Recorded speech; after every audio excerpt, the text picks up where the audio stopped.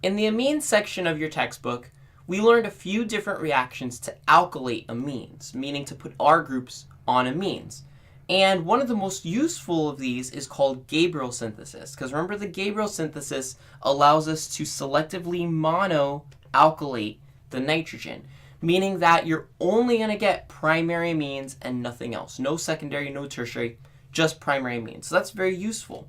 Now recall that in order to do the Gabriel synthesis, it's really centered around this weird molecule called phthalimide, okay? Phthalimide I've drawn down here as well. This regular phthalimide would be neutral. It would have an N and an H attached to it, okay? Like that. Potassium phthalimide would be the anion of that. It would mean that the H is gone and now it has a negative charge, okay? And I just want to point out that in order to draw the Gabriel synthesis, you may want to memorize the structure of this molecule because your professor, your homework, etc., could give you a Gabriel synthesis without showing you the structure of phthalimide. And if you're responsible for the mechanism, you're going to need to draw that structure to get to the mechanism. So just something to consider, you may want to memorize the structure of that molecule. Now remember that Gabriel synthesis always has the same exact 3 steps, so it makes it very easy to just like memorize this process. The first step is turning phthalimide into the anion, so that would be using some kind of base. So I'm just going to put here base, but typically the base is KOH. Okay? So what I've drawn here, once again, is actually phthalimide already reacting with the first step. In this case, I used KOH to make it potassium phthalimide.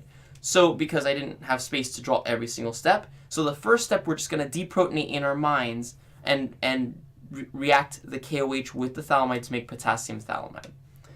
The second step is an alkyl halide, because the whole point of making the potassium phthalimide is that you want it to act as a nucleophile so it can do a backside attack on an alkyl halide. So I'm just going to write here SN2, and we're going to draw out the mechanism. The mechanism would be that the nitrogen attacks the backside of the alkyl halide, the R group, and kicks out the leaving group. Okay? So what we would have after the second step is going to be a nitrogen with whatever R group we had in the alkyl halide. That's the R group that's attached to the nitrogen. This is important because this is the part that allows us to pick what the final amine looks like. Whatever we want the amine to look like, that's the R group that you put in your alkyl halide. If you want it to be ethylamine, you put an ethyl group here, and now you have an ethyl group attached to your nitrogen. Finally, we're almost done, but we need some kind of reagent to liberate the nitrogen away from the phthalimide and make the amine. So usually we use hydrazine, which is NH2, NH2. And you could see it drawn as NH2, NH2. You could also see it drawn as N2H4. And you could also just see it written out as hydrazine. On top of that, just like the word hydrazine. On top of that, I have seen some examples of problems that don't even use hydrazine at all. Instead, they use some kind of hydrolysis to take the nitrogen away, because we know that amines can be hydrolyzed using base or acid. So sometimes they'll use base, sometimes they'll use acid, and then that could get the nitrogen away from the amide and turn it into the amine that we finally want. Now, just to show you like an abbreviated version of this mechanism, let's say we were using hydrazine. What would happen is that one of the nitrogens would attack a carbonyl and eventually kick out the nitrogen, and the same thing would happen on the other side. The other nitrogen would attack the other carbonyl and kick out this N. Now, this is not the whole mechanism, because there are some like we have to form the tetrahedral intermediate, there's going to be some deprotonation, etc. But I'm just trying to show you like kind of like an abridged version of the mechanism so you can understand what happened.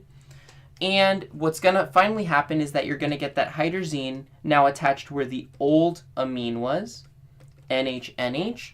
But most importantly, you're going to liberate that nitrogen and you're going to turn it into a primary amine, where now whatever that R group was for the alkyl halide is now just going to have an NH2 on it. So if it was an ethyl group, now it's going to be ethylamine. Okay? So guys, that's it for your summary of Gabriel synthesis. But for more information on this reaction, including more practice problems, just go to the topic video.